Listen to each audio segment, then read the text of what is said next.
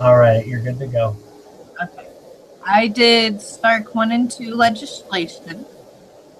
And who is Pete Stark?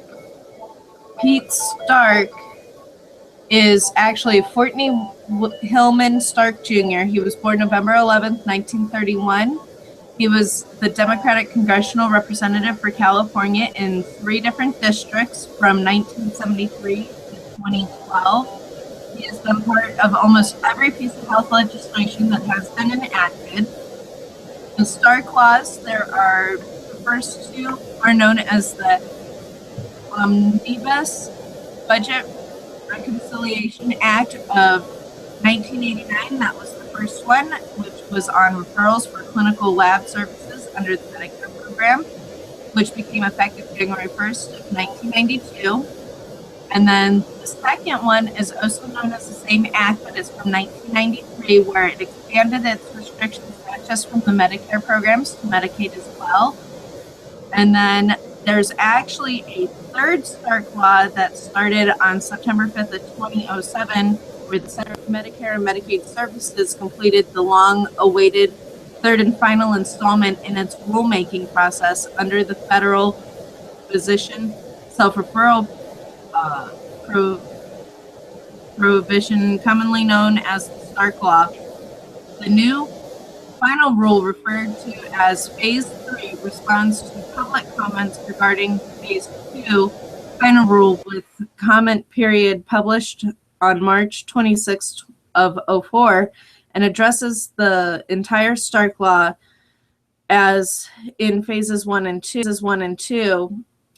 It has also continued its efforts in Phase 3 to reduce the burden on the healthcare industry through the interpretation and modifications of these other laws.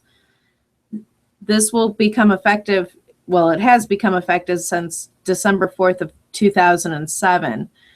This law is mainly about prohibiting physicians or their family members who own healthcare facilities or hold stock in the facilities from referring patients to those facilities of the federal government under Medicare and Medicaid that pay for the treatments. This law is similar but different from the federal anti-kickback law. The enforcement for these are that multiple agencies are part of it, which is the Department of Justice, Center for Medicare and Medicaid Services, Department of Health and Human Services, Patient Protection and Affordable Care Act, False Claims Act. And the penalties for these are that the physicians and the facilities would have to refund the monies received from the government.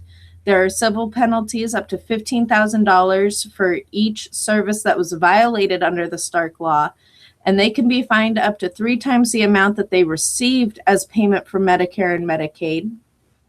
And there is also a $100,000 fine for each time a physician or facility attempts to violate the law. And then I just have my references here, which came from 3 different sites, along with my law and ethics book for my other class. Great, thank you very much for that. That was good. Yeah, Pete Stark has played an important role in healthcare policies and procedures and laws and different things like that. So, great job covering the different things that you've done. So, I just have a question for you, really quick, Kayla, that I ask everybody, and that is, what was the biggest or the surprised you the most about Stark Law when you were studying it, or what was? I'm sorry, I didn't understand that. So what was your biggest thing that surprised you? The biggest thing that surprised me when I was doing this was actually on my 4th slide, was to find out that there was actually another law that was enacted, because I just learning about all of the Stark Law was new to me, but finding out that there's a third one now was kind of interesting as well. Right. Okay. Well, I'll go ahead and stop the broadcast now. That's all I have for you.